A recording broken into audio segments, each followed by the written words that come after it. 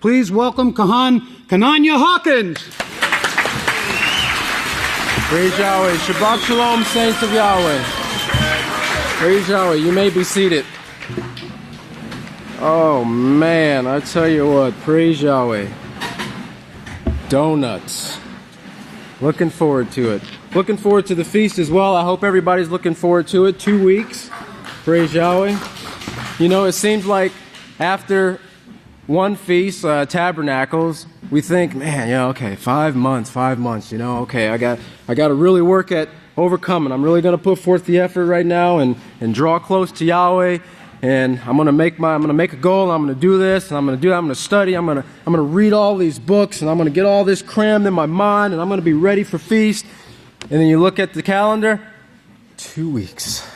2 weeks, only 2 weeks to feast. Man, I didn't accomplish everything on my list, you know. That's how it seems sometimes, you know, as the days go by. And I remember Pastor saying, you know, quite a few years ago that you just wait and see. Once we got into a certain time period, it's going to go really fast here. And I tell you what, it has gone really fast. I know we still have only about, it seems like less than 24 hours in a day, but we have 24 hours in a day.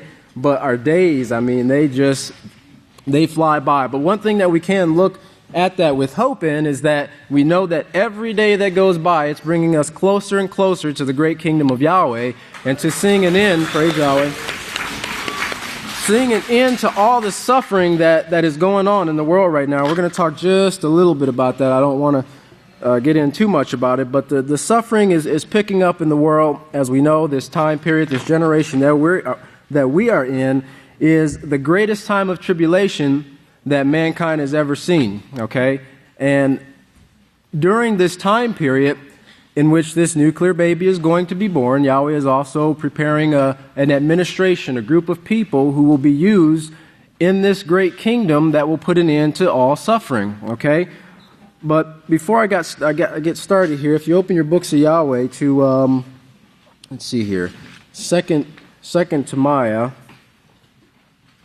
2 Timaiah chapter 2:19, because I was thinking about this here as I was preparing to come before the saints of Yahweh. I realized that you know I was going to be coming before the vessels of honor, the vessels of the silver and the gold in Yahweh's house. You know, the ones who are called with Yahweh's name, and that's what, you know, if the world could right now see what I'm seeing in the faces then of the people of Yahweh who are sitting before Yahweh in the sanctuary right now, they would see this great joy that I am experiencing right now. But in 2 Timaiah chapter 2:19, it reads, "Nevertheless, the foundation of Yahweh stands sure, having this seal." And we've been over this, and you know, pastors brought this out many times before us concerning this seal that Yahweh places upon His people as a mark of ownership.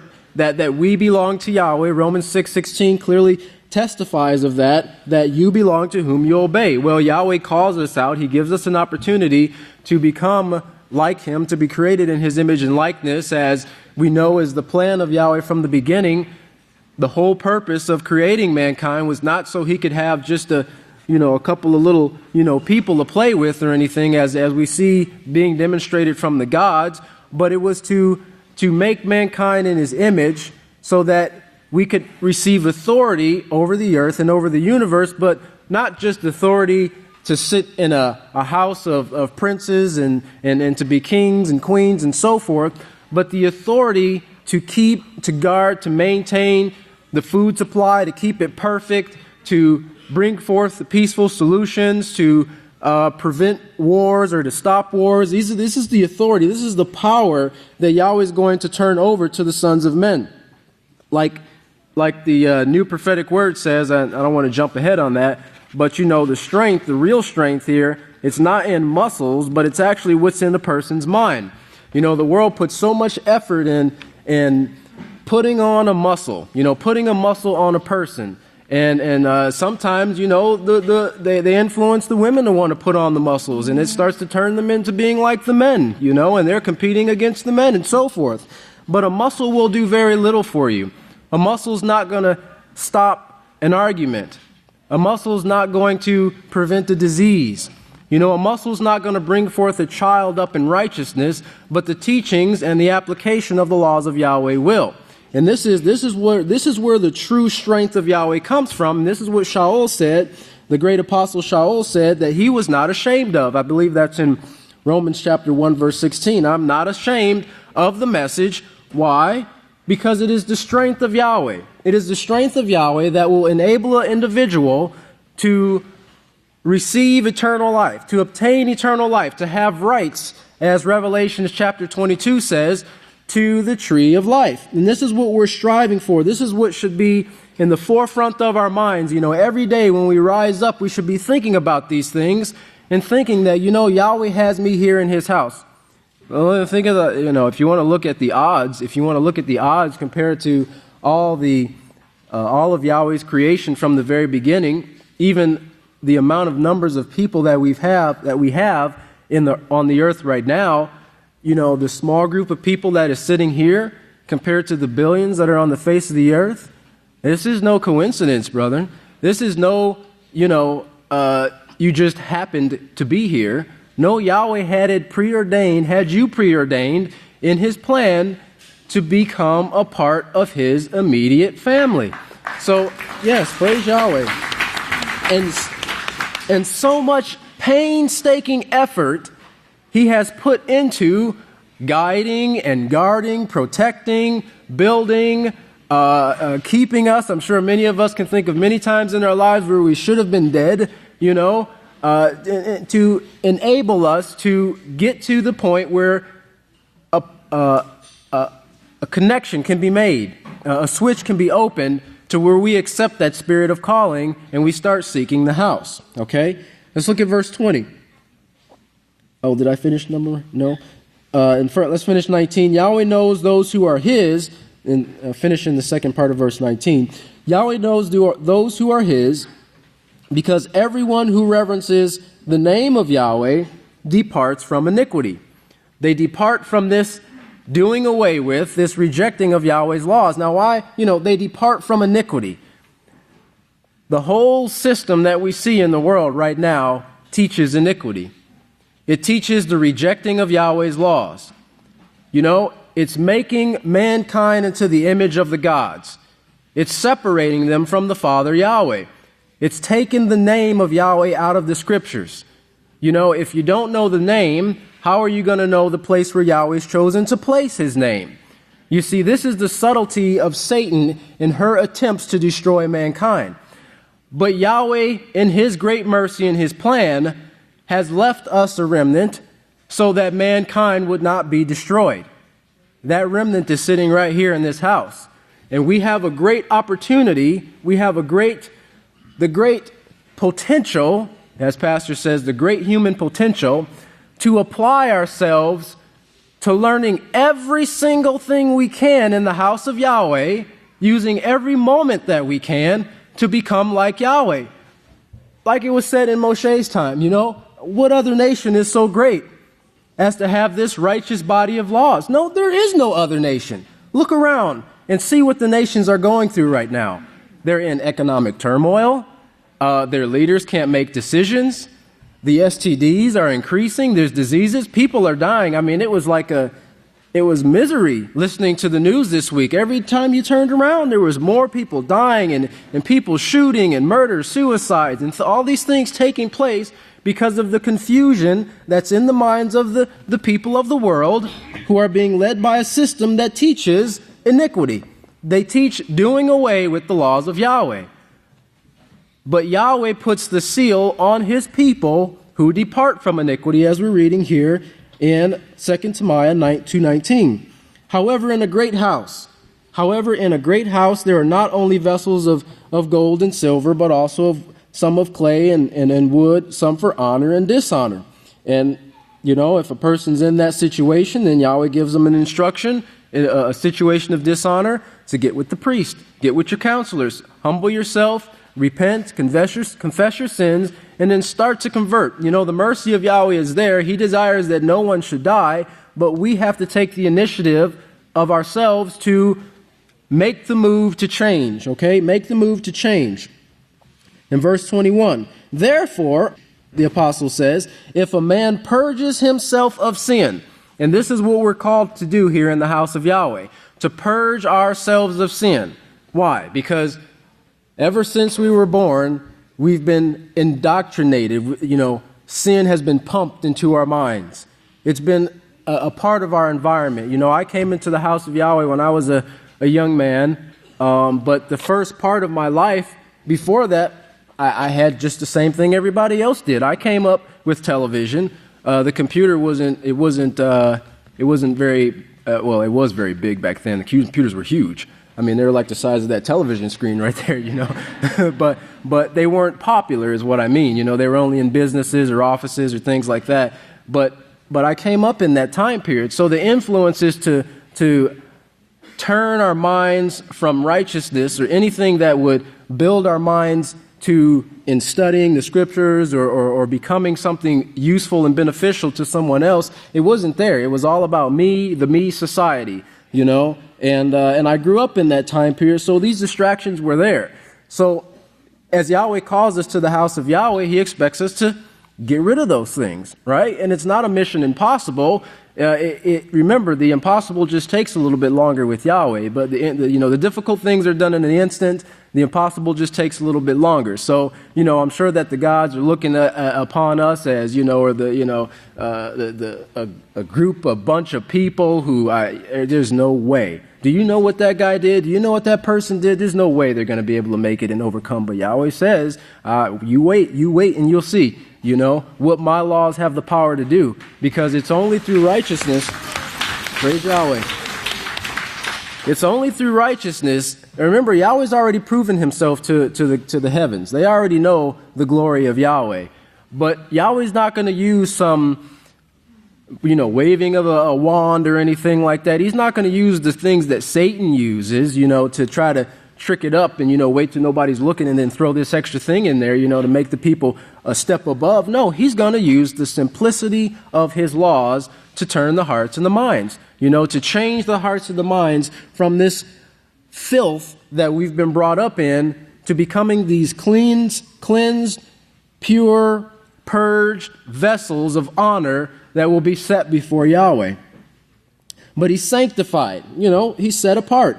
He's cleansed, he's sanctified, and fit for the Father's use. The Father's use and prepared for every righteous work. And this is what Yahweh is preparing us for, every righteous work, to be made like Yahweh. I mean, imagine what Yahweh has in store for us. Of course, I'm telling you to do something that the Scripture says hasn't even come into your minds, But just, kind of set your mind on the fact that I think maybe it was a few months ago that we saw the news clip on the 10 billion, 100 billion, something like that, planets that they found in the solar system. Not solar system, our galaxy. It'd be a little crowded if it was our solar system, but our galaxy. So they're finding more and more of these things. Now, this is just as far as Yahweh has allowed the eyes to see. And remember, tie that in with what we read in Psalms 8. Everything that Yahweh's fingers has framed, he's planning to turn over to the sons of men. The sons of men. Not the gods, not the Malachim, the sons of men. Why? Because your people, Yahweh, will have proved themselves obedient to the law in the day you go forth in power. The people, the sons of men, will have proved themselves faithful to Yahweh, bringing themselves or coming to a point. Remember, it's Yahweh who is making us in his image. And as Pastor said in one of the newsletters, he said, we have to humble ourselves. We have to humble ourselves and allow Yahweh to make us in his image.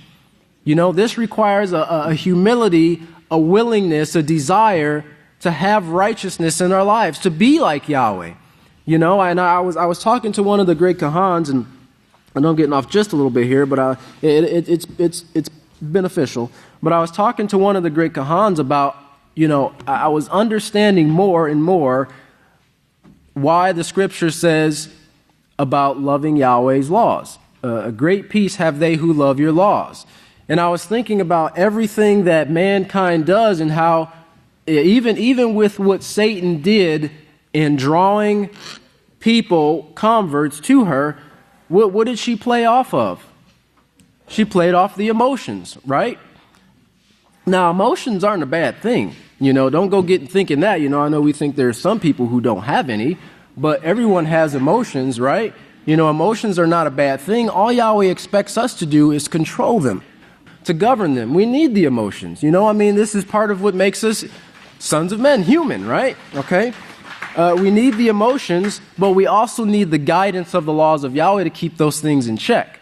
And I was saying, it's a lot clearer to me why the peace is there of those who love the laws of Yahweh. Because if you have such a love for the laws of Yahweh, a burning desire, a zeal, and all those words, there's so many words that tie into the loving of Yahweh's laws. If you have that, there is absolutely nothing that will separate you in your mind, your heart, your actions, or anything from those laws.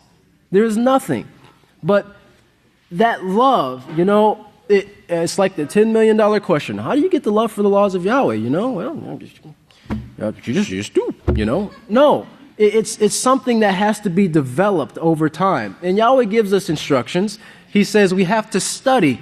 We have to study to show ourselves approved. He says, practice these laws.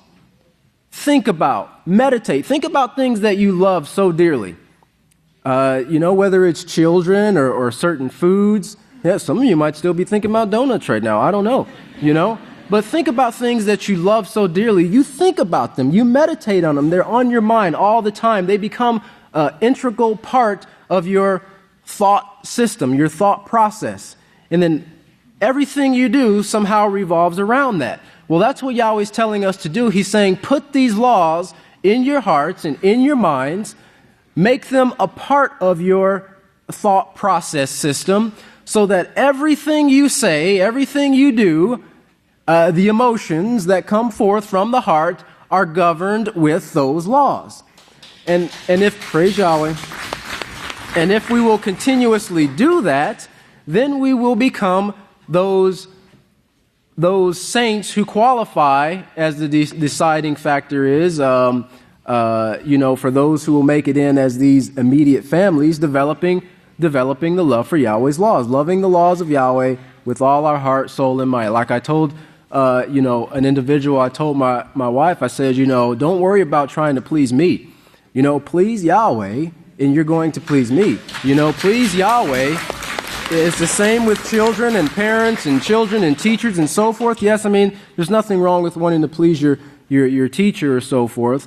But if all of our minds are in the same direction, reaching towards the same goal, the upholding of Yahweh's laws is going to bring pleasure. It's going to bring the delight to be with one another. And I remember Pastor saying a long time ago in a sermon, he said when he was talking about his many experiences and working, and he was saying how he would get in there and clean these toilets and things like that, and he would clean those things, and he'd get down there and clean it with the toothbrush and get behind it and everything, and he would make sure that thing was sparkling, and when he was parking cars and when he was cleaning the grills and so forth, he said, I did this because I knew that I would be pleasing my Father Yahweh, okay?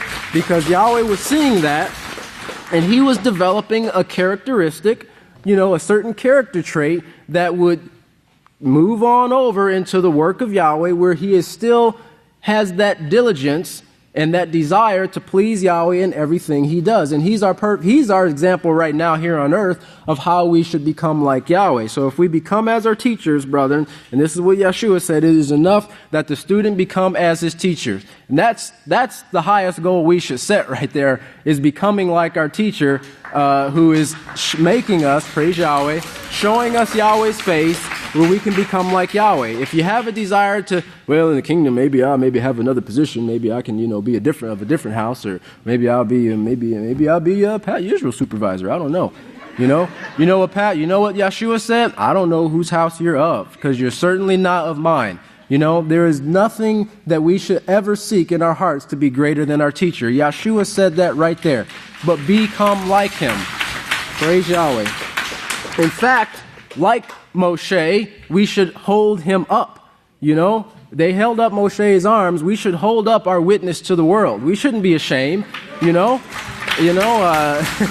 Praise Yahweh. I know I'm kind of getting a little bit off here, but I was just thinking, people they ask, you belong to that, you belong to Hawkins over there, you belong to those Yahwehs? Yes, I do. Yes, I do. I mean, we shouldn't be ashamed to say it. But I just wanted to read you a couple of things about what's going on in our society here. This was kind of not too far from my old stomping grounds, but in a few weeks ago, there was another school shooting that took place in Chardon, Ohio, and there's a lot of speculations and so forth as to why this young man did this, but we know that he, like everyone else, is caught up in the system that teaches iniquity, right? So, we would look at this and know, not in judgment of the individual, but know that he is only a product, anybody who does these things are only a product of what they have been taught. And of course, there were 5 people that were shot, 1 injured, and 3 of them died, and they're going to try this young man as an adult. But just a little bit out of this was out of the March 2012 Time magazine. It says, very little about bullying conforms to popular belief. Not that long ago, it was dismissed as an unfortunate right of childhood. Unfortunate right, okay, it's bad they have to go through this, but we as parents are going to do anything. We're just going to go ahead and let them go. This is their right of childhood. Silly. But because of high-profile cases like Clemente tragedy and the 2010 suicide of Phoebe Prince in Massachusetts, a Massachusetts girl, bullying has become cemented in public opinion as a growing epidemic. Measures rushed into place following these tragedies reinforce the sense of a spreading plague. Measures rushed into place following the tragedies. Let's fix it now. We know it's broken, but let's just let it ride, and let's go ahead and try to do a little bit of damage control. But their measures, as they even admitted in these articles here, I won't read the whole thing, their measures to try to fix it have been pretty much useless. They haven't worked because you can't fix a problem that was caused by iniquity without replacing it with the law that was removed.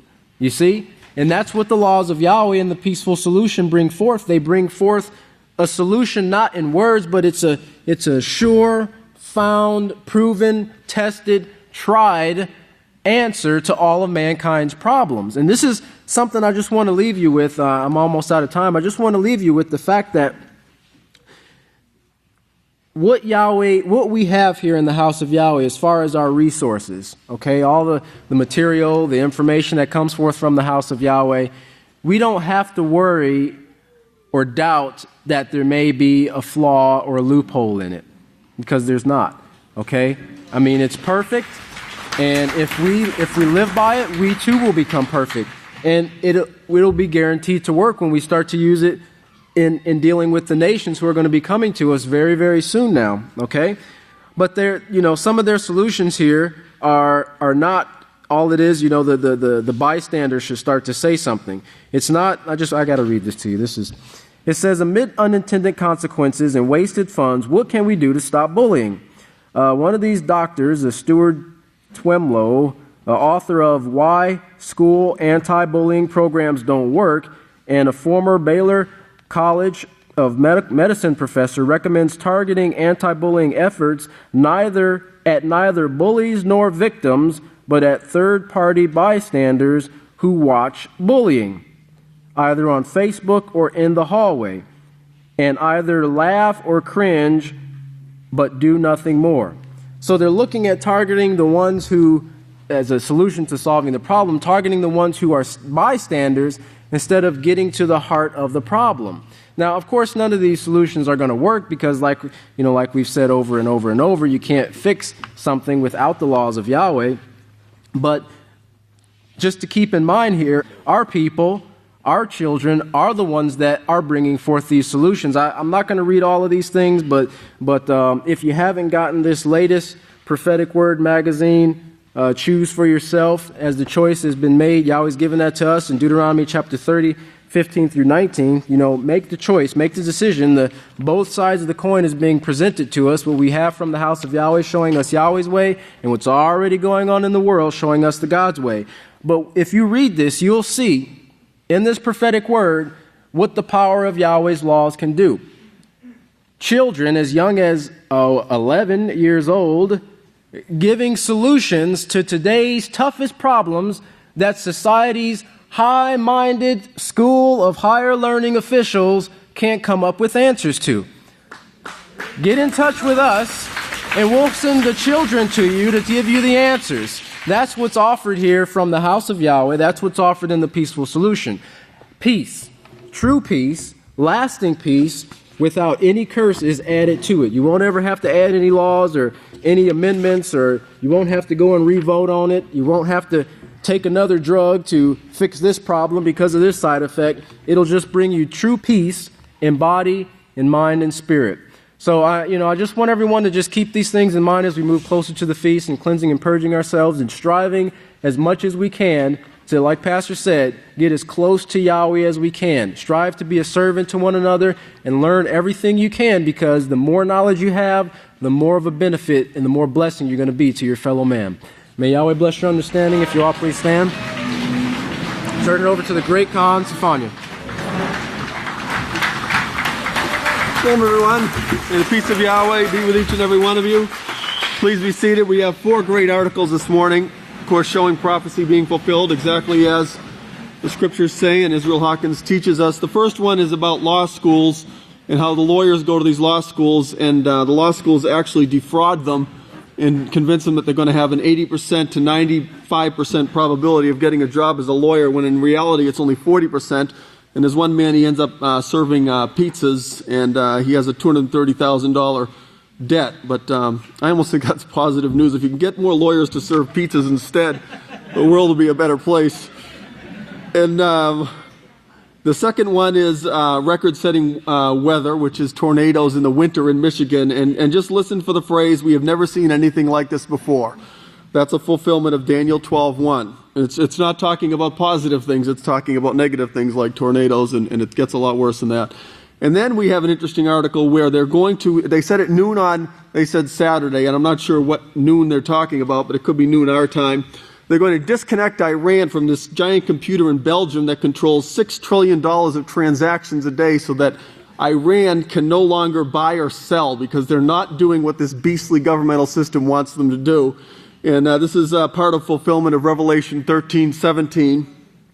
And that computer is in Belgium, Brussels, Belgium, which is home of NATO headquarters, which is the Catholic Church. And they're going to cut them off that way. Now then, the last one is real interesting, because it's Israel preparing for military option in case the sanctions don't work, or even if the sanctions do work. And remember, they've always said, and as that general that we saw told us, they already knew the sanctions were not going to work back in 2003. Their intention is to go military. They know Iran is not going to give in to these sanctions. And at the end of the article, it says, Israel is now, and this is real significant, openly discussing the possibility of retaliating against Iran with Israel's nuclear arsenal. And this is what they've planned all along. So let's play the tape. Pay close attention. What you're about to see is Bible prophecy being fulfilled.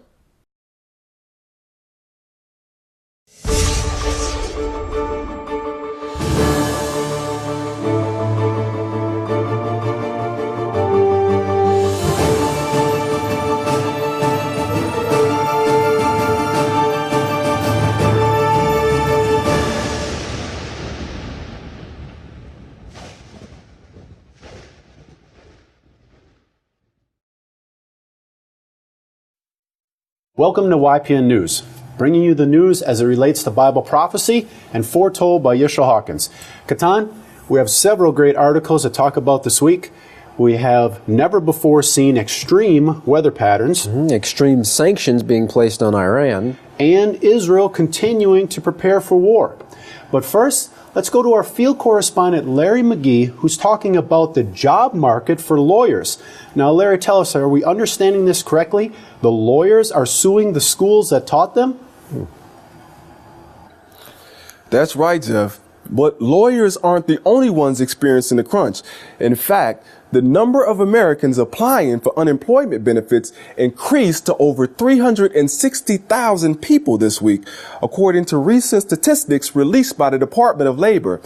According to Chip Reed, a reporter for CBS News, some of the people experiencing difficulty finding employment might come as a real surprise to many.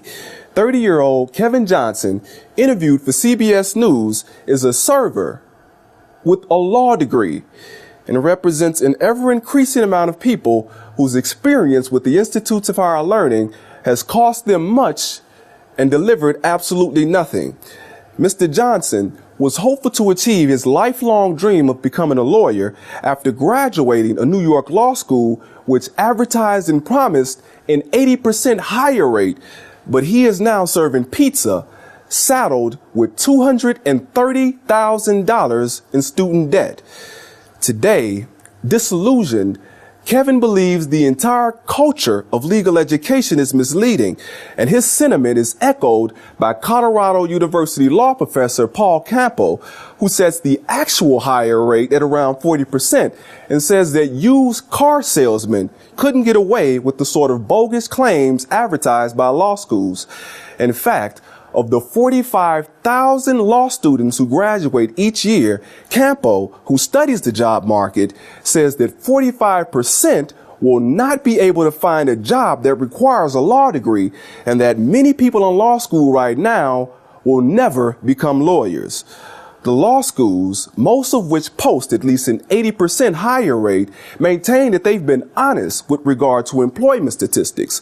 But Campo relates that that position includes employment data which is misleadingly derived from non-legal, part-time, and even temporary employment.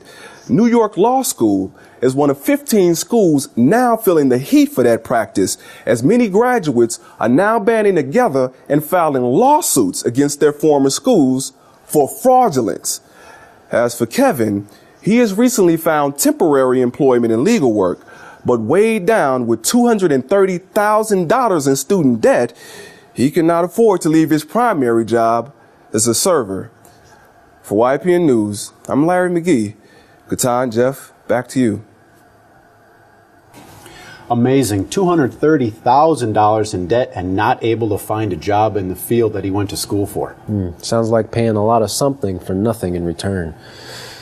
Well, unemployment is not the only thing that's on the rise. In fact, in this week's news, this year's weather has been beyond the norm, breaking records in both weather frequency and intensity. Tornadoes devastated towns and cities as far north as Michigan, who experienced temperatures in the mid to upper 80s in what has been an unusual winter. Now, Dexter, Michigan, in the southern part of the state, experienced one of the many tornadoes that left the city with a horrific scene of devastation and the people both shocked and homeless, wondering where to turn next. Now, more than 100 homes were damaged and some were even taken down to their foundations. But amazingly, no one was killed or injured. Eyewitnesses huddled down in their homes, shielding themselves and loved ones from the destruction that this most recent storm brought. In fact, this tornado was rated an EF3 with winds of 145 miles per hour. This was also the earliest the entire state of Michigan has seen a tornado on record, going all the way back to 1950, 62 years ago. Now, the latest series of tornadoes was brought in part by a jet stream that brought warm weather across the country and setting 1,800 new highs. Now, never before have we seen weather like this. In fact, Chicago had its third day in a row above 80 degrees. Again, never before has this occurred. And for the first time in winter, Bismarck broke 80 degrees. So far, it looks like no end in sight to this warm weather. Well, moving on from the warm weather to the hot tension going on in the Middle East. For months, the tension between Iran and Israel has been rapidly increasing. However, no country has ever been isolated the way Iran is about to be. We learned this week that Iran will be electronically cut off from world commerce. Now, this is possible because the world's financial transactions go through a central computer hub in Belgium known as SWIFT. Established in 1973, the Brussels-based SWIFT is the spinal cord of the global financial system, a cooperative overseen by the world's banks. Now, more than $6 trillion in banking transactions between banks and businesses flow through its electronic pipelines every day. Disconnecting Iran from SWIFT is the most severe step taken thus far to try to cripple Iran's economy and force the country to end its nuclear program. And if this drastic economic sanction doesn't work, Israel will continue planning for the military option. In an interview with CBS News, Leonard Schrank, the former CEO of SWIFT for 15 years, explained how and why severing Iran from SWIFT could cripple its economy. He explained that every bank in the world has a code. It's called a bit code, bank identifier code, or SWIFT code. The codes of some 30 sanctioned Iranian banks and subsidiaries, including Iran's central bank, the bank which processes most of the country's oil contracts, will be disconnected at noon on Saturday. Once SWIFT deletes a code, whether it's for the bank, the central bank, or the entire country, it will prevent them from having any access to or from the system. They'll be cut off. This move could cripple Iran's oil business and force the country into a cash and barter economy. Now, there are alternatives to using SWIFT, but they're less efficient, less secure, and definitely less automated. And it would take a long time to establish them with all their counterparties. So this move is going to hurt Iran. Theoretically, SWIFT is supposed to be outside of politics. Therefore, cutting off Iran's banks could set a precedence that could turn SWIFT into a political weapon. Leonard Schrank said, absolutely, it's a neutral infrastructure. But when asked if he believes SWIFT had to make the move, Schrank commented, we're talking about preventing a Mideast war, or worse.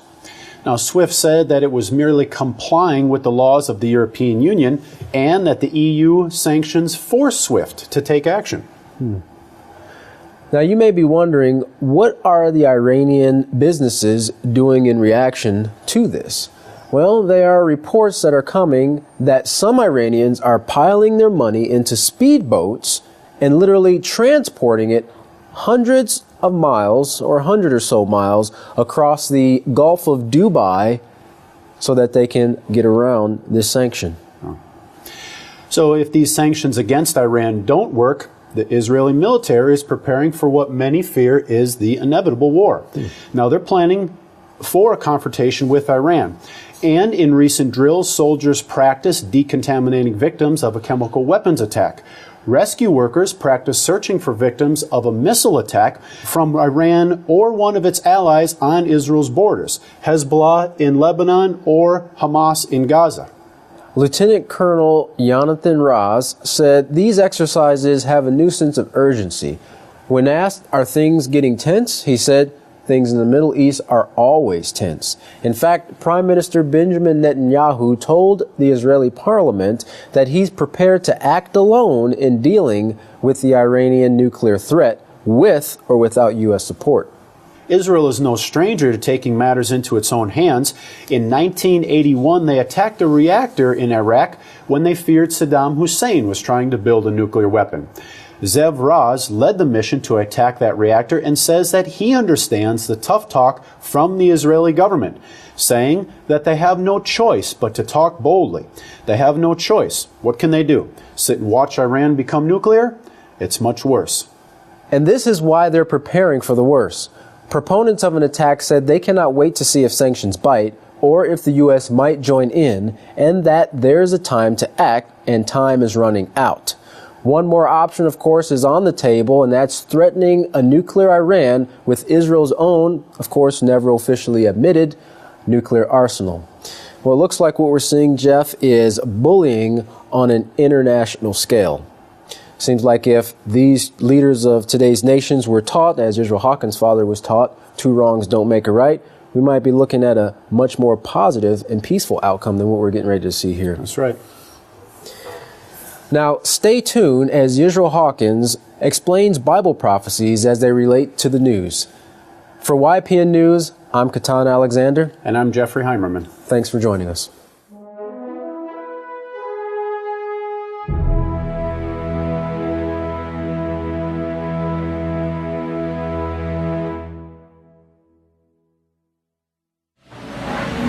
Everyone please stand. The greatest teacher in the world, the great Kohan Yisrayl Hawkins!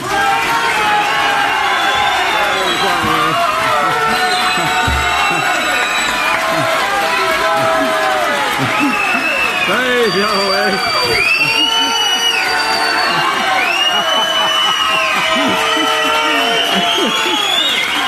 Oh, that's wonderful.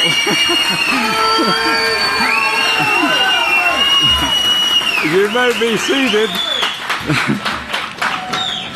May Yahweh bless each and every one of you.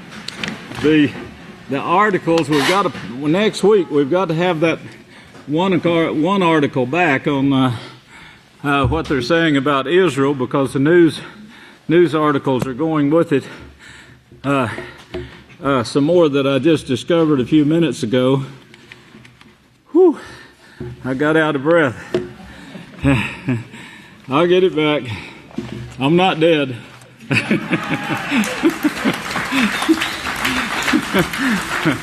I got a very important announcement here. I made it last week, and apparently I made it wrong. And so I said, well, write out what you want me to say. So here's what they want me to say. If you want to look put together, like the women, with your holy garments, men, we can make a matching set of talit, kippah, and clips for you. Genesis 3:21, women holy garments are holy as Yahweh says. Okay, got that, everybody?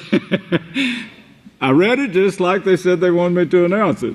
Apparently they got some matching sets, women and men. If I didn't, I'll read it again next week. Law schools. I didn't want that one. Oh, I see. Okay. I got to catch up on where I am here. There's something that's very intriguing here. Of course, the news articles that you saw, it just shows how close we're getting here and could go at any time. And, of course, Yahweh's house is coming to perfection, too. So I think by feast, we're going to see a bunch of great changes. I lost a card here I want to find first, because Hizkiah didn't do the great Kohan Hizkiah didn't do a very great job on that chicken.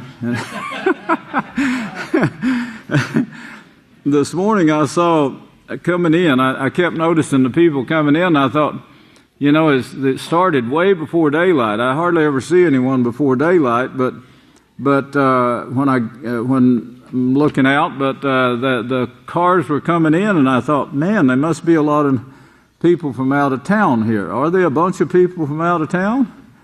Man, the sanctuary's full, but nobody from out of town. Anyway, this barbecued chicken, it's not just chicken with barbecue poured over it, I can guarantee you. This chicken was seasoned, and then it was in a very special seasoning. Its recipe is hidden in a mayonnaise jar somewhere, I'm sure.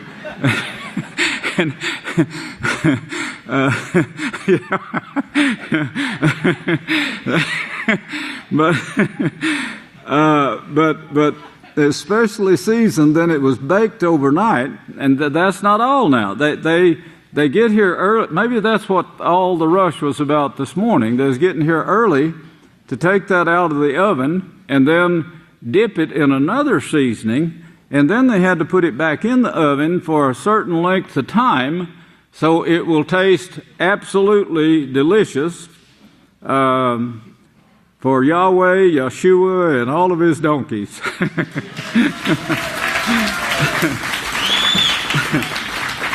And those cheese potatoes, if you haven't eaten them yet, they're another great treat. Something else I noticed this morning. I noticed your hair is shining and your nails. Wow, look at that. You're gonna have to keep them clean now because they're growing fast.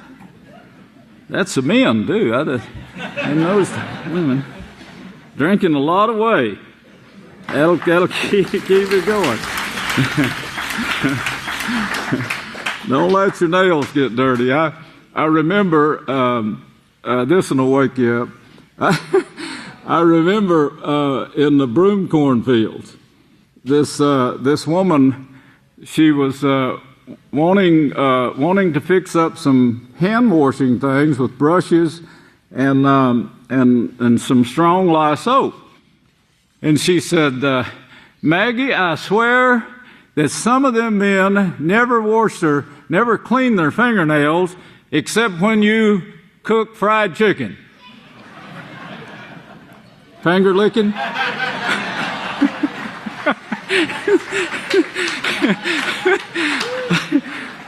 We serve a lot of fried chicken here.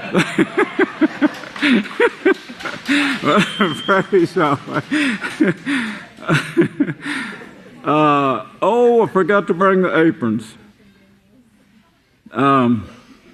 If someone's hearing me, if you'd bring those aprons, I've got them laid out on the table. I'd like to show them. They got the picture that appeared that two women saw over the house of Yahweh, and light coming out the eyes and the mouth. That was my picture that somebody sent to the Lonely Hearts Club, and they rejected it. Got another letter from them. They said, yes, Hawkins, we're lonely, but we're not that lonely.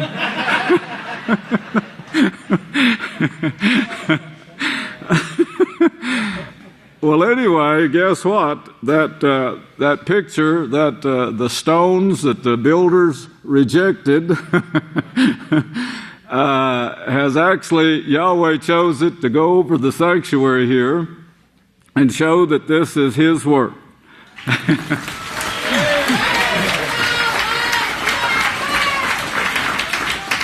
It was pointed out to me that I was arrested in February 2008 for teaching the laws of Yahweh and how we're breaking the laws of Yahweh, how the whole world, all the religions are breaking the laws of Yahweh and causing all kinds of trouble, including these bad storms. Now, these bad storms that you're seeing here, Yeshua predicted this, and he said it was translated earthquakes, but it means any natural disaster that takes place in the way of storms or flooding or whatever.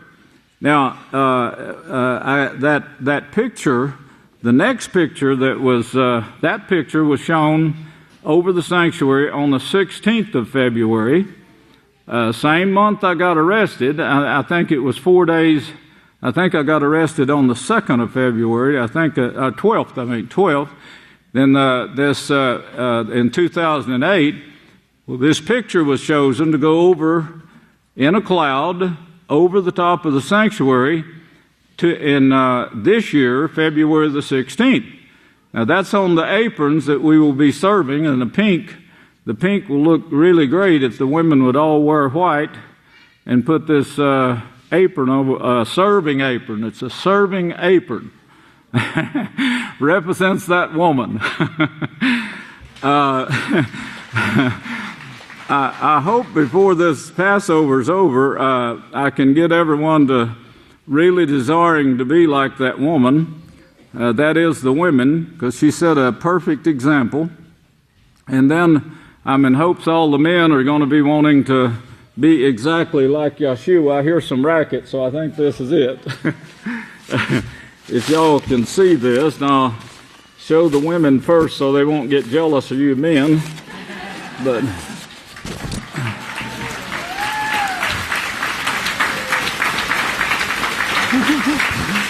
I saw that this morning on someone, and it really looked great.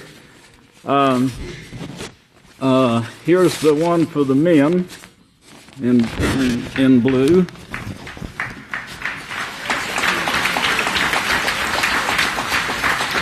And the scriptures there are given also. Can you move those? The scriptures there are given also for the clouds. But now on February, what I was saying, I got arrested on February the 12th, 2008. And I stirred up a hornet's nest, and when I brought a sermon, and this sermon, you might remember, it was put out in the Prophetic Word in 2007, and it's the real cause of global warming. Now, this was put out in 2007. Get that date, because today, in today's news, this is that was 2007. Well, in 2008, some scientists heard this and they started a study. Rain-making bacteria found around the world. The same bacteria that cause frost damage on plants can help clouds to produce rain and snow. Studies on freshly frozen snow suggest that bioprecipitation might be much more common than was suspected. Bio means life. Life precipitation, life in the precipitation. Before a cloud can produce rain or snow, raindrops or ice particles must form. This requires the presence of aerosols, tiny particles that serve as the nuclei for condensation.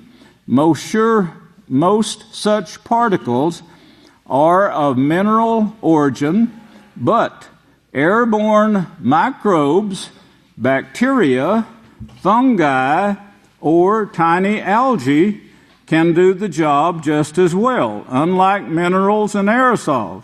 Living organisms can catalyze ice formation even at temperatures close to zero.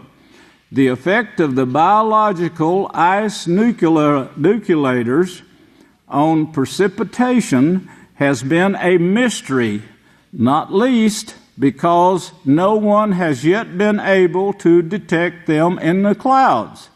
Well, see, we told everyone they're there. They're alive.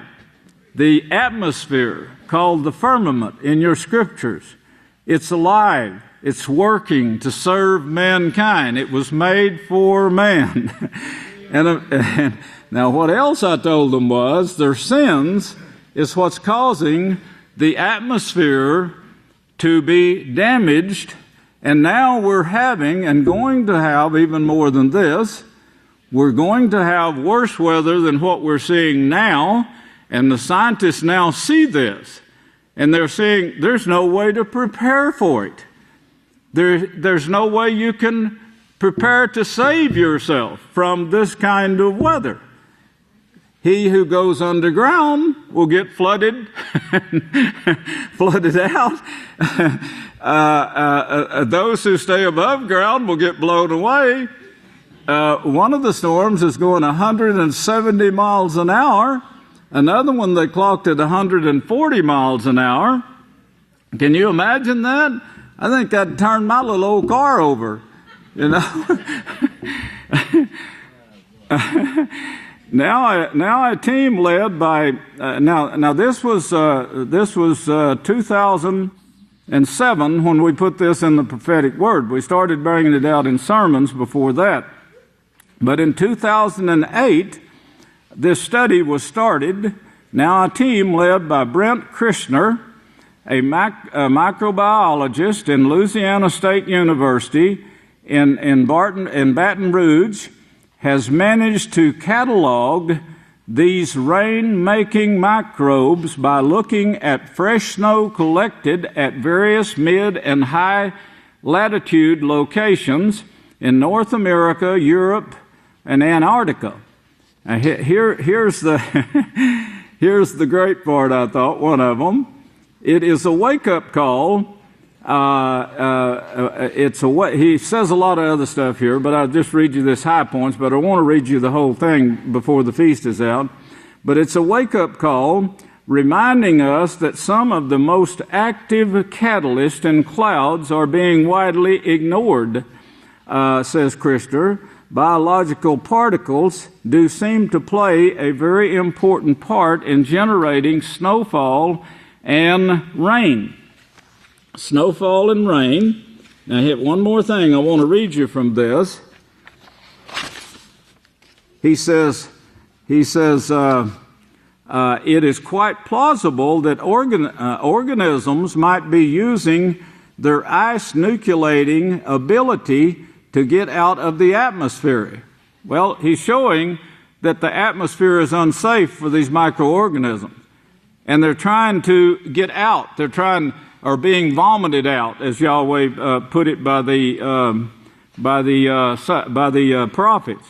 He says, but humans also have a big effect on these regulatory processes.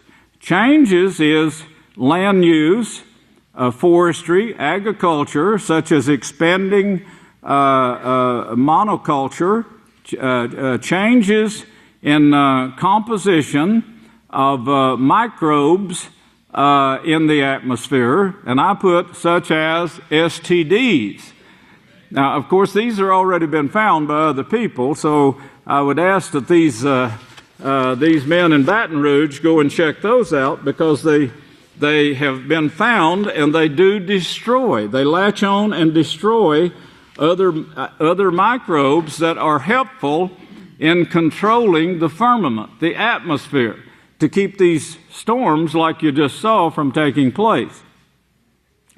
The March to War, I don't have time to read it, but we need that the film on Israel shown again next week, and then I'll take time to read this. But this shows that the years 1996 was when it was planned. It was actually planned to take over Syria and expand the borders of Israel. Oral cancer on the rise.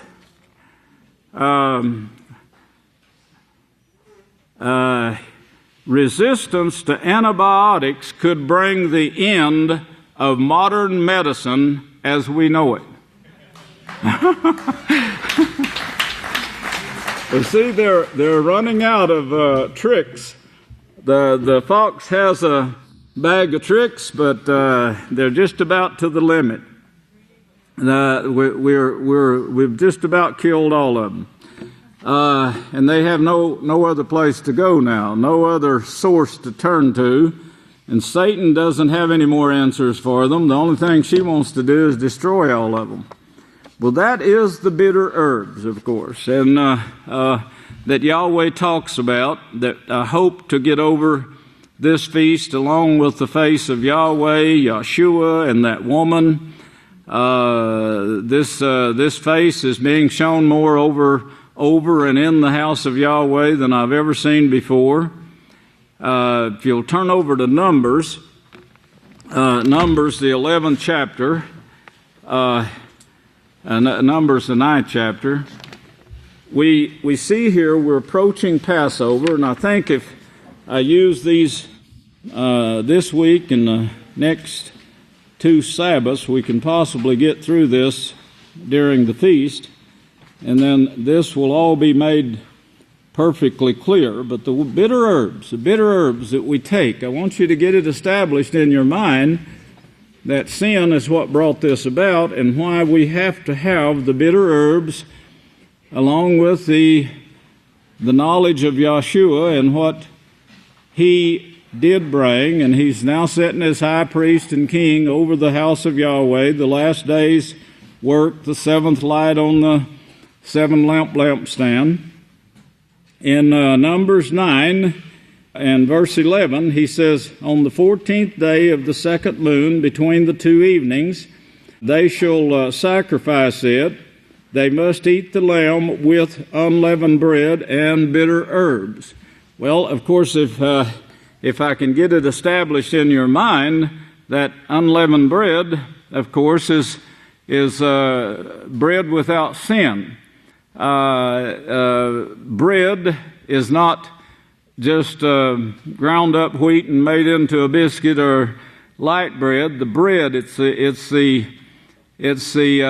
all the things that maintain and sustain life. It's a life-sustaining foods or substance. Well, of course, that's what manna was, but the true manna that actually gives the life that, where you won't die, that was Yahshua.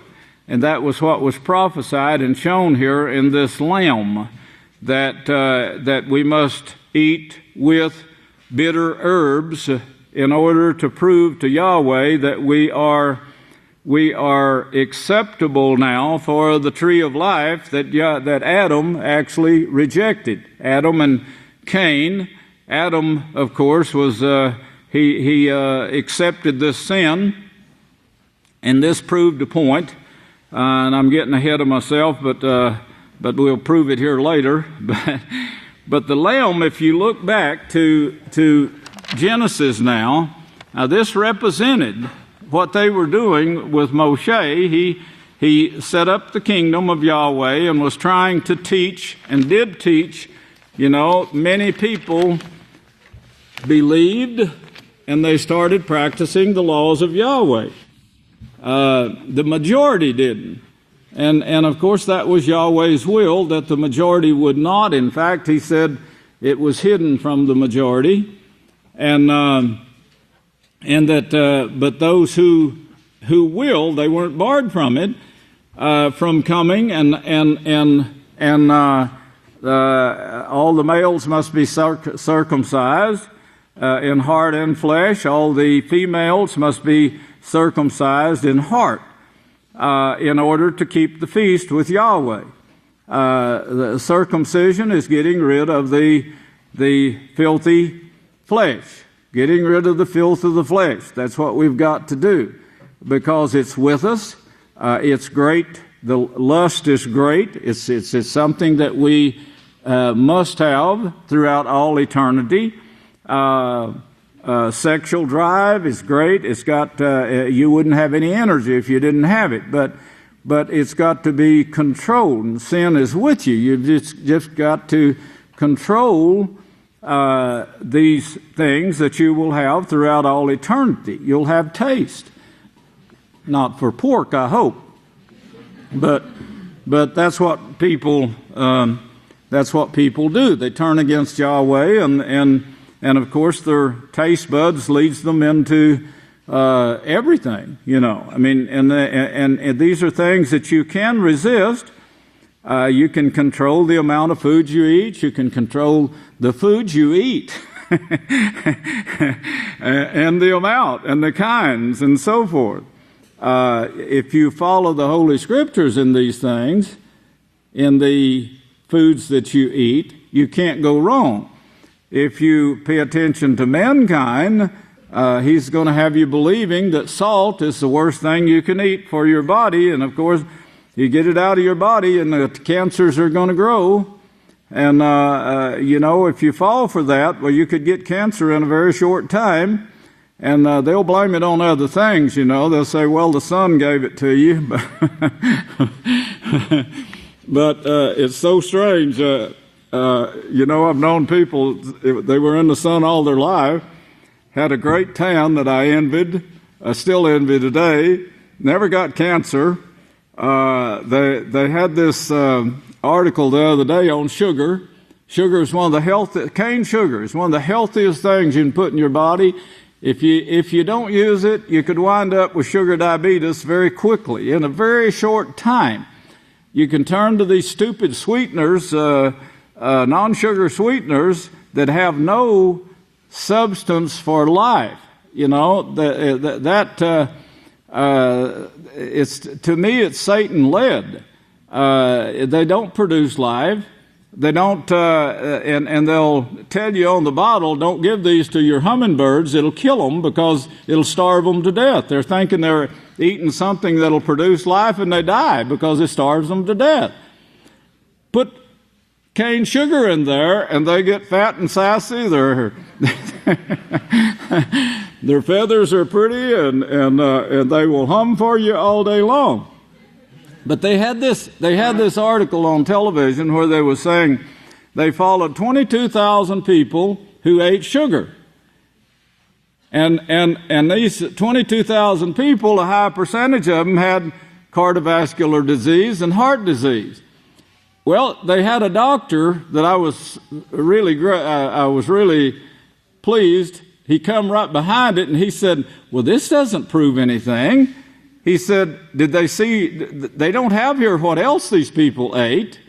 And he said, you could do without sugar and go out here and then he showed them eating a hamburger. Well, of course, hamburgers are great for you too. Fried foods are great for you. There's nothing there that will cause any sickness that I have been able to prove or read about. And if they would get the meats together and know what's unclean, like pork, and they know that these hamburgers that's sold in the marketplaces and the hamburger meat, they have commercials that say, or it's been on the news anyway, that this one person said, you buy this, and you really don't know what you're getting here. You don't know what kind of meat you're getting here. Well, of course, this man says, you can load down on this. And I showed the man eating a hamburger and fries that was cooked in lard, where you're getting all the wrong things in your body. But he said they have none of this in the statistics here of 22,000 people. They just know they eat sugar. He said everybody in the world eats sugar.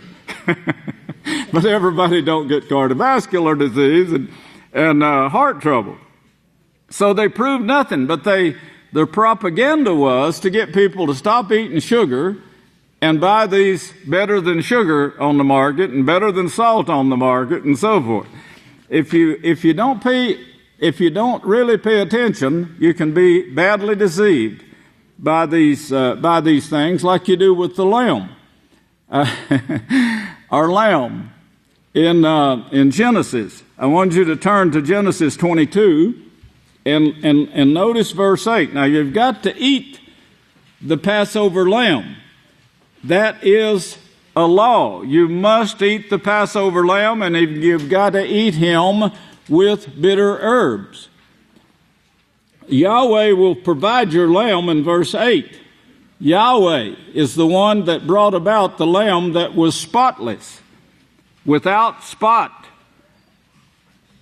and without wrinkle, as one of the apostles put it. Without spot and without blemish.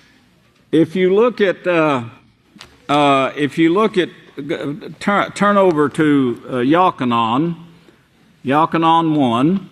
Now we're getting ready to partake of this, and of course there's deception on this too. They got one better than the plan of Yahweh, and they're wanting everybody to get out here and find them a lamb without blemish. It's impossible, but Yahweh has already found your Passover lamb without blemish. He raised him up. Praise Yahweh. We are going to eat him. In fact, we've been eating him now for somebody said the other day, yesterday was the 30th anniversary of the House of Yahweh being established in Abelin 30 years ago. To me, it doesn't seem that long. It seemed the time just flies, I know, but it seems like to me maybe 10 years ago or something like that. But they said that 30 years ago we established the House of Yahweh with the governments of the land, legally established it. Well, here in Yochanan, now remember, you've got to eat the Passover lamb with bitter herbs. With bitter herbs shall you eat it. Well, of course, the bitter herbs that they eat, that the children of Israel ate coming out of Egypt, was symbolic of this. But that bitter herbs they were going through when they were in Israel, when they were in Egypt, it's bondage. It's a house of bondage, and it is what we're suffering today, what all the world is suffering today. There is no certainty in life. Nuclear war could start tomorrow. There are so many things that can go wrong. You know, you could be asleep in your own house and a truck drives through it. That's taking place on the news. We're having people assaulted in their own homes. This week on the news, it was filled with robberies, illegal entries, people shooting one another, drive-by shootings. 2 people were driving up and down the road shooting at each other and hitting other cars and houses with their bullets. The world is getting so sick. And they had these, very young people. They showed them breaking into houses and stealing. The news was filled with it. And if you turn on the morning news, I'm told, if you turn on the police report, they say it takes about 30 minutes to go through the crimes that took place overnight. And they don't have enough police officers to cover it. They tell the people it may be 3 months before we can assign anyone to this burglary or whatever you had, car theft or whatever. And here's the man driving the car up and down the road, 100 miles an hour, about to wreck it, and we don't have an officer assigned to it. This is the shape we're getting in. We don't have medicines to cover your illnesses anymore. Of course, we never have. All we've had, and they want to lie about it, there's no cures for cancer. You can't find a cure for cancer on the market. It's not something that is just now playing out. We've never had it. But the bugs are getting so strong that there's nothing to fight them anymore. They've run out of bugs to fight the bugs. And that's all they can do anyway. They don't have the power of creation, and they don't have the creation working for them anymore. In fact, the earth is about to vomit the whole mess out. That's what we're seeing in the world today. Well, here now, in Genesis 22:8, Yahweh plainly says, and this was a prophecy given by Abraham, and of course, in Genesis 22:8 is a prophecy given by Abraham. Abraham will be in the kingdom, Yeshua said. He said, you will see Abraham, Isaac, and Jacob in the kingdom, and you yourselves cast out. Those who reject Yahweh's laws, cast out. Well, here in Yochanan now, 1 in verse 17, he says, for the law was given through Moshe that the truth and salvation should come through Yahshua Messiah. And of course, those people couldn't make it. They didn't have anyone. A lamb couldn't pay for their sins. They'd given up their life by sin. That's what Adam did. And then he was driven out. Now imagine this. He's driven out from the face of Yahweh. Cain left the face of Yahweh. Bars were placed to protect the tree of life to keep anyone from getting back in. Now, if you think about this, Yahweh proved a point right here that it was an intentional thing that he made man subject to sin. And then he's going to teach man that what sin will actually produce, and from that he will pull out people who will actually yield to his laws, as you have and are doing right now. And now this makes the face of Yahweh, which is his laws, statutes, and judgments, shine upon you. Now, the world hates this. The world hates the laws of Yahweh. And you start teaching the laws of Yahweh, and the world will hate you, as they're doing right now.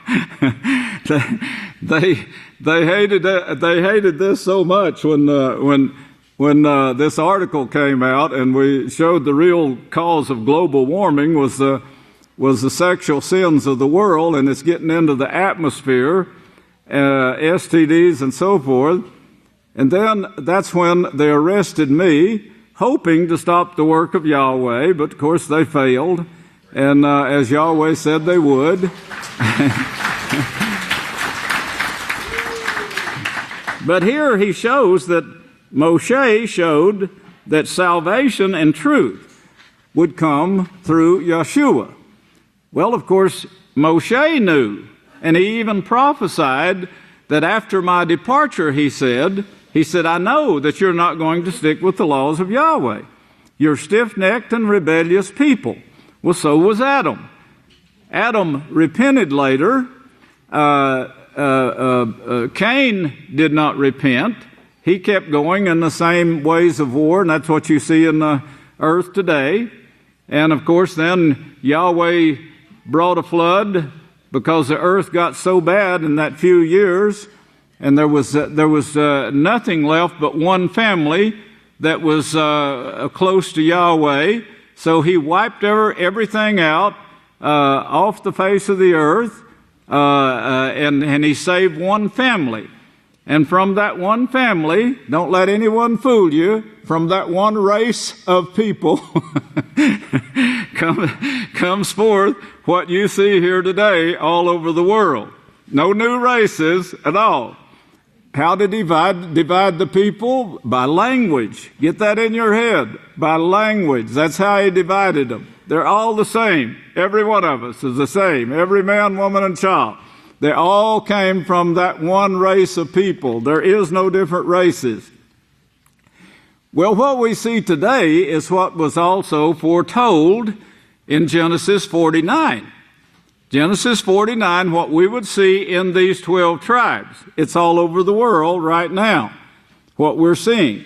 The ruthlessness, the lust for other people's property, for oil in particular, because there's so much money in oil.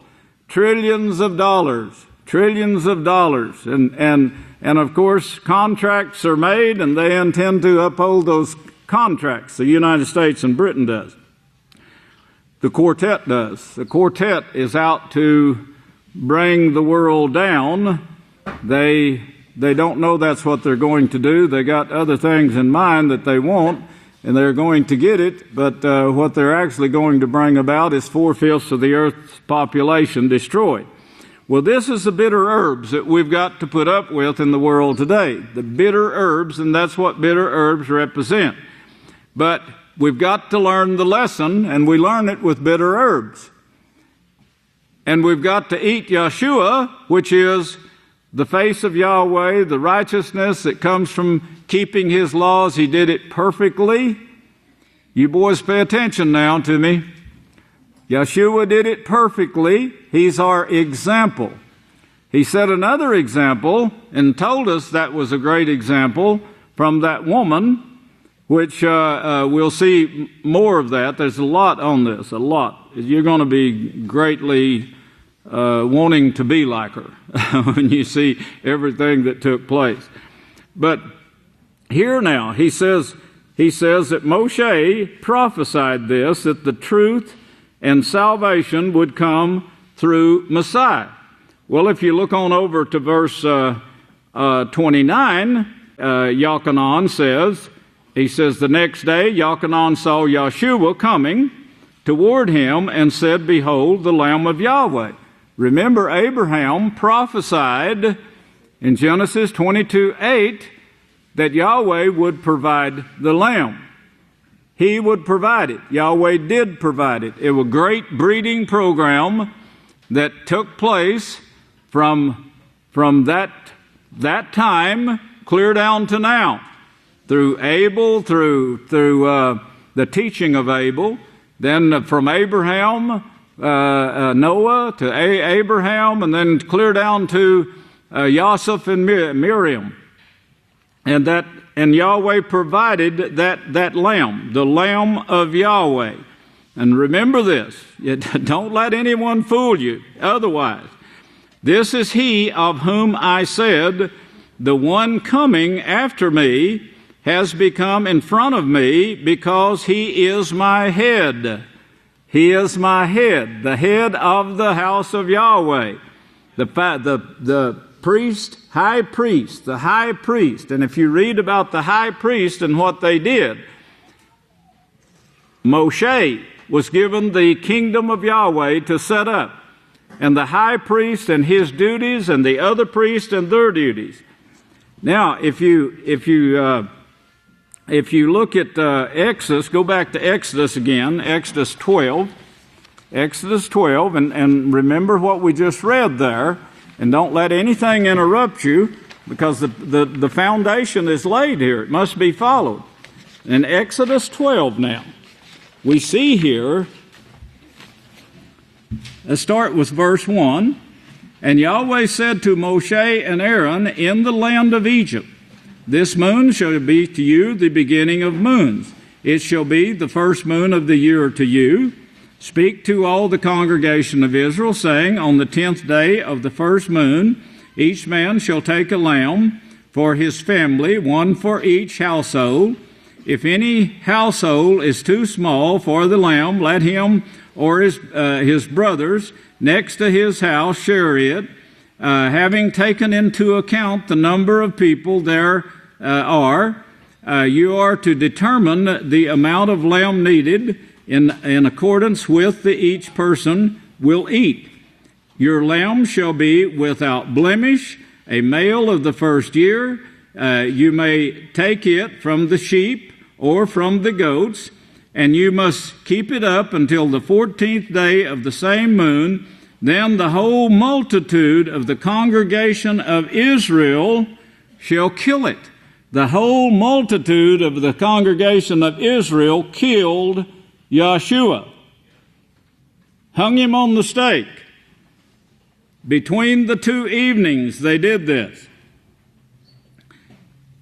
And they shall take some of the blood and put it on the side post of the top of the door frames of the houses in which they eat the lamb, and they shall eat the meat in the night, roast with fire, unleavened bread, and with bitter herbs. Now this is representing without sin. Unleavened bread is bread without sin, substance of life, without the death being in it. Leavening is represented as sin, the sins of Egypt. Unleavened bread is a substance of life, which Yahshua is to us because he paid for our sins. So you're to eat it, but along with the bitter herbs, you are to eat it. If it wasn't for the bitter herbs, we'd be right back to where Adam was.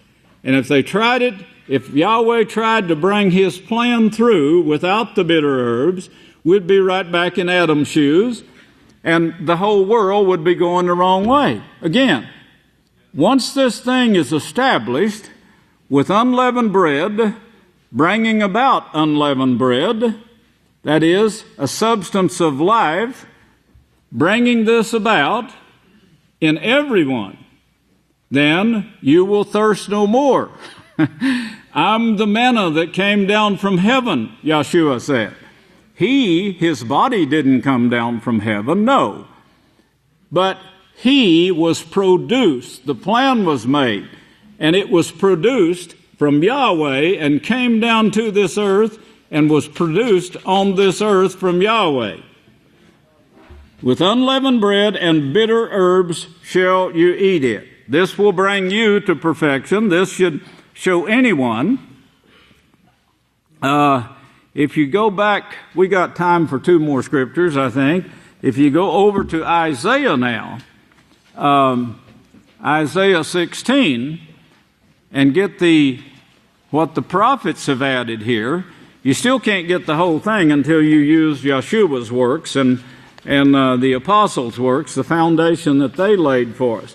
All of that is necessary if our forefathers had have had what Yahshua gave to us. They would have been able to have understood this. But they didn't have it. And Yeshua had to come at a certain time and be killed, and his disciples had to produce a work. But that work that they produced was not put together till the 16th century. Just a few years ago. And then it was given to his house then a few years after that. So Yahweh could in the last days establish his house based on the foundations of the prophets and apostles, with Yeshua being the chief cornerstone. But all of this didn't come together back in the days of our forefathers. It developed one step at a time. This was a plan from heaven. It came down from heaven. And Yeshua was the ultimate of that plan.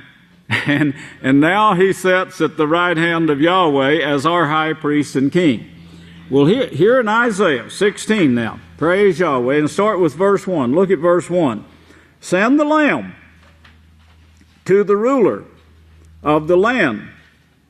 Send the lamb, he says. Look on, you could read the rest of that, but he'd be betrayed. But look on over to verse 5. He said, in mercy will the throne be established? In mercy. Who showed mercy more than Yeshua?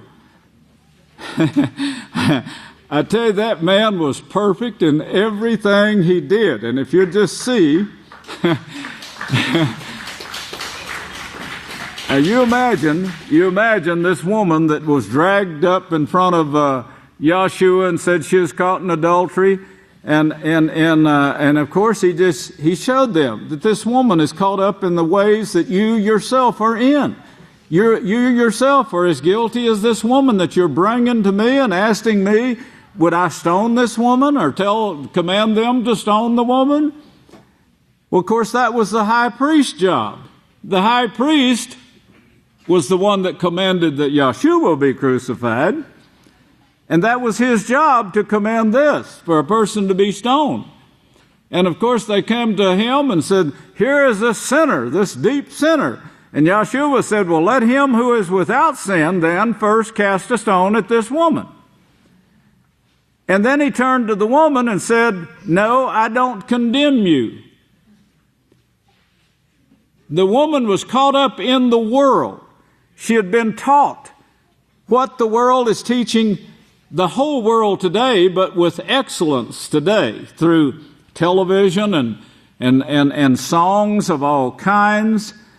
I got to hating the songs of the world so much. I saw how it brought sin in, and please help me guard this. Guard our songs. We've once again started bringing music into the house.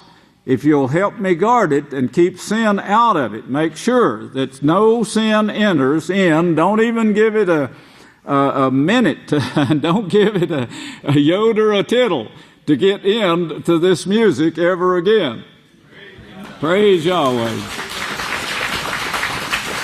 Well, in mercy, bring the lamb, and in mercy will the throne be established in mercy. And he will sit upon it in truth. And of course he brought truth to Jerusalem, to Israel. And a lot of people accepted this, and they were slaughtered later. They'll have their place, of course, later in eternal life.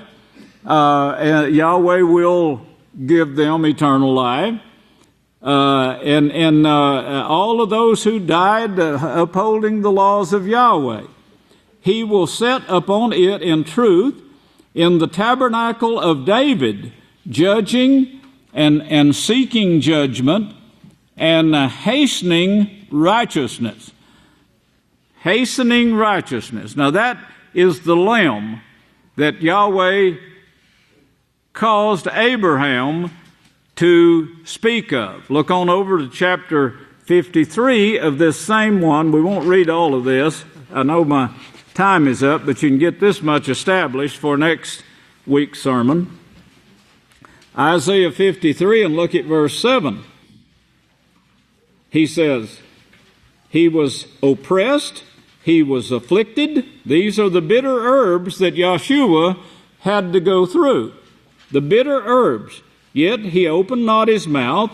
He was led as a lamb. He was the lamb. He was led as the Lamb of Yahweh to the slaughter, to be slaughtered. And as a sheep before the shearers is silent, so he opened not his mouth. He was put in prison. I'm glad I had to go through that. I'm glad Yahweh put me through that.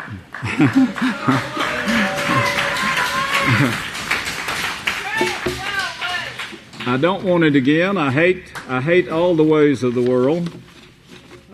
Me and the prince of darkness have nothing in common at all. I don't want anything to do with her.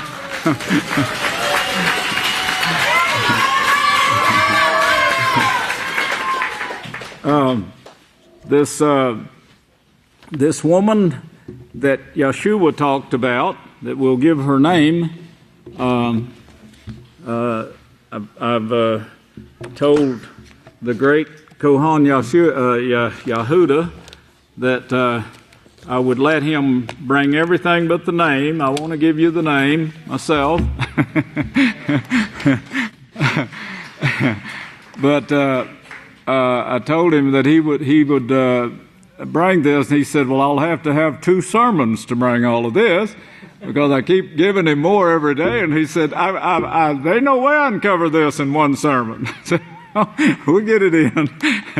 But now, this feast, we've got 7 days of the feast, and then it ends on a Friday. And the 6th day ends the feast. But now we got a Sabbath following that, the weekly Sabbath. And what I was suggesting to the kitchen this week, if everybody agrees, or even if you don't agree, I guess it'd be all right. But we was talking about having a community meal here in the sanctuary on the Sabbath, weekly Sabbath of that. Praise God. Unanimous. My mouth is watering already because I got a hint of what's going to be served at Seder too. If everybody agrees, I think if we could get the women to wear all white during that time, I want to get a bunch of pictures of this to use, of course, and to promote Yahweh's house as we've been doing. And of course, the men will have on this serving apron themselves that night. All the men will. Everybody's going to have those. And they can take them home with them, and then we'll send them a bill later for the. May Yahweh bless you, and I'll turn the services back over to the next speaker. I love you.